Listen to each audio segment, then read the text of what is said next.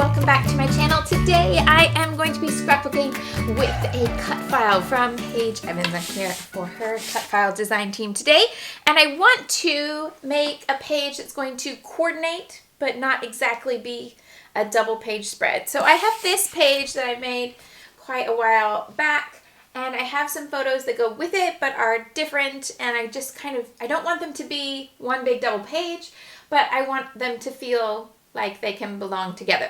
So this one has Paige's heart grouping background, and then I ended up filling it in and then cutting it off so that what comes off this edge over here ends up on this edge over here. Today I'm going to be using a diamond cut file that looks like this, which is just all the same diamond shape arranged over a 12 by 12. And I wanted to bring in that blue that I used in the background here, but in a different pattern. So that one is a polka dot, and today I'm going to use this floral from Paige's Go the Scenic Route collection. It's paper number 23. It's all stripy patterns on the back. And I'm going to be working with those white outline diamonds over the top. And you can see straight away that's not really a combination that lets you see the diamonds very easily. So I'm going to make them a little bit more obvious by backing them with different pattern papers, and I'm going to take those from the 6x8, or you could use scraps, but the 6x8 patterns are a little bit smaller scale than the 12 by 12 sheets, and it means that I don't have to cut into 12 by 12 sheets if I just want 3 little diamonds. So I'm going to do a whole bunch of different patterns from here.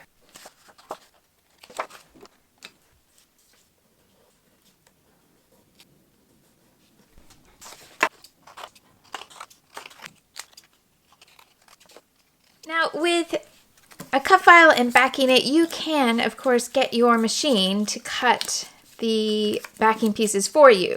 But in a file like this, where the shapes are all the same and they're very simple, this is much quicker for me. So I traced 9 boxes onto 2 of the sheets, cut them with scissors in a stack of 2, done. Now I just need to organize them into piles because I'm going to repeat the 4 patterns in a row rather than have them be random. So yeah, I've got a 6x6 grid of diamonds. So that's 36 backing pieces that I need. I've got 4 patterns, so I have 9 diamonds in each one. Lovely. Then they will repeat through that background in their own little pattern and be lovely. Now, what I used to find that shape was just one of these that was left on the backer when I put it through the machine, so that then I could just make these a little bigger. Yeah, because they're going to go behind here, just like that. Right, but I want them in order, so in order to have that happen, I've got them all grouped up like this. Now, the reason I've chosen these 4 colors, I'm going to be scrapping 4 photos on this page, and I have Aurora, Jasmine, Ariel, and Snow. So I wanted one color from each of those, and I just went with what was closest. So I've got pink for Aurora. I've got 2 different aquas or turquoises here for our 2 turquoise princesses, and a yellow for Snow. So there we go. And I'm going to put adhesive on the back of this and then just carry on 1, 2, 3, 4 all the way through.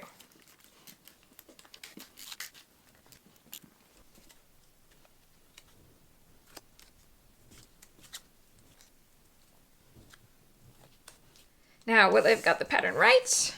Yay, okay. Right, so that looks lovely. Let's see what it looks like on this background. Is it going to be too busy, or is it going to work just right? Ooh. Okay, and it is a little busy. I totally understand that. So I'm going to try 2 different things. Well, I've got 3 different options. One, I could scrap this background and put it on a solid color, no problem. But I do really like the idea of keeping this pattern because it picks up on one of the colors that's going to be on the facing page. So if I can keep it, I'd like to.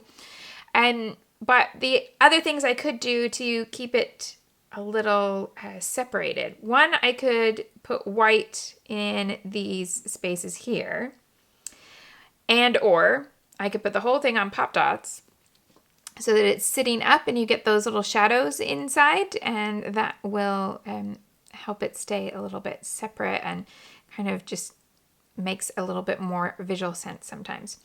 So let's bring in a little bit of white to put behind there and just have a look. And I can do that by taking the diamonds that are on the cutting mat, popping them underneath to see if I prefer that. And I don't really. I'll put a couple on just so you can see the difference in case it's useful for you. Now, I think if I did put white into the centers, I would combine it with the pop dots so that you get the shadow on the white.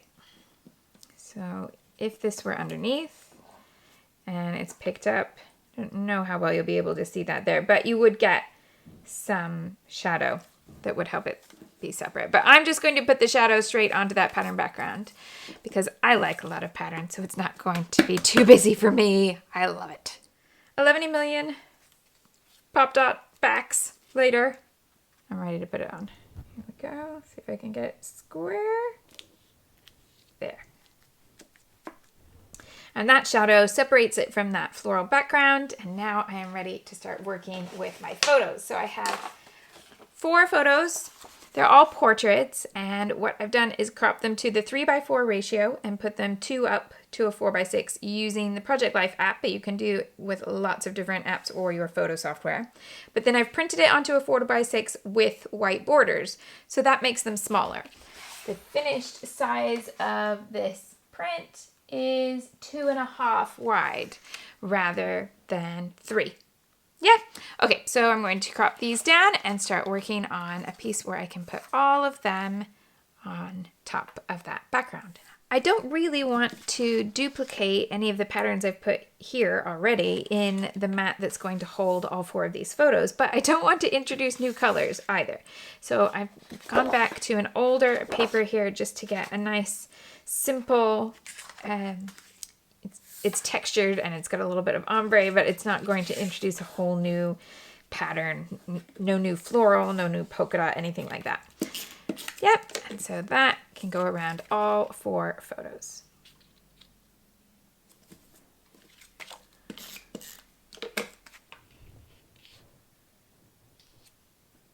Then the 4 photos can go along this join here.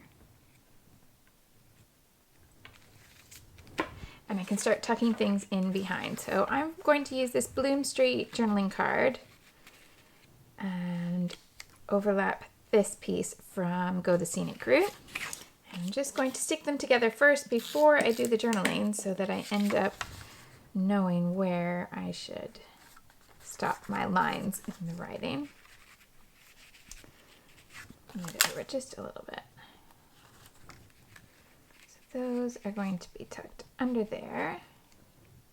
Right, I'll add the lettering first before I add anything over the top. This can get tucked in right behind that yellow mat.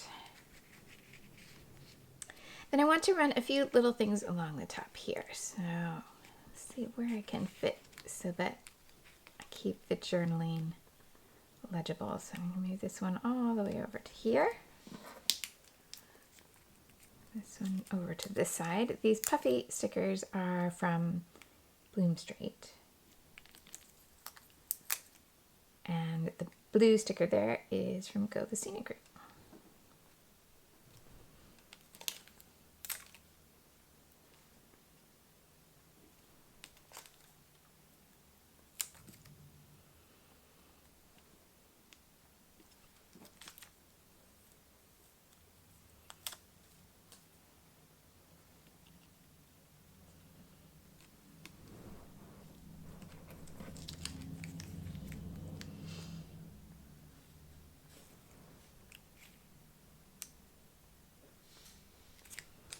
Something smaller in this space here.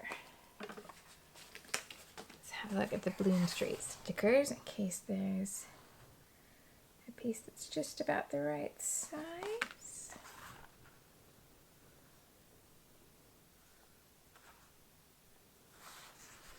Maybe just these little hearts.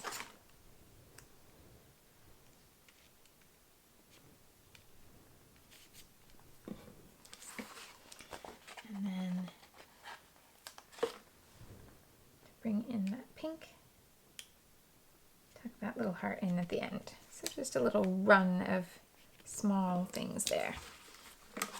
And the title's going to go underneath here with the blue tiny foam thickers.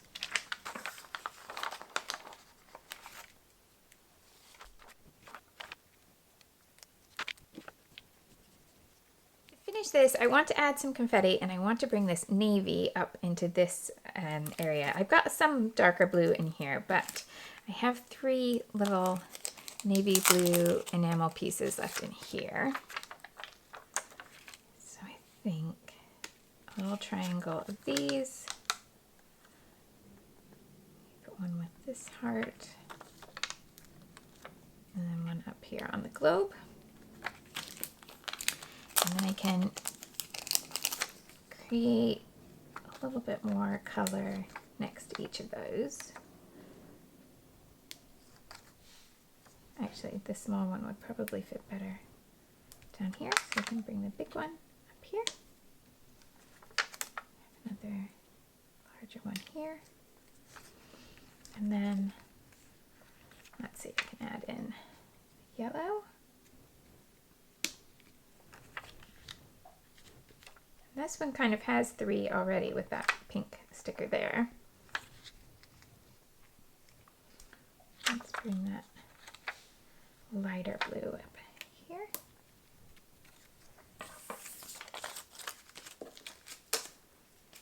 And that's where I'm going to finish that one. So pretty simple once the background is in place. So that's the big bit of effort. And then this part, really nice and simple. And here's how those pages will look together. I'm not quite sure which direction I'll go with them yet. Maybe that way. But really happy with how they're very, very different pages, but they're going to connect well within the album. So that makes me quite happy in the way that the stories get told. Now, I hope that you enjoyed. If you did and you want to stick around, I'd love for you to click that subscribe button so that you can come watch anything else that I post. And if you enjoyed it and want to give it a thumbs up, that's awesome. Thank you so much. Right, I think that's everything. All the links that you need should be down in the description below. So thanks so much and happy scrapping. Bye.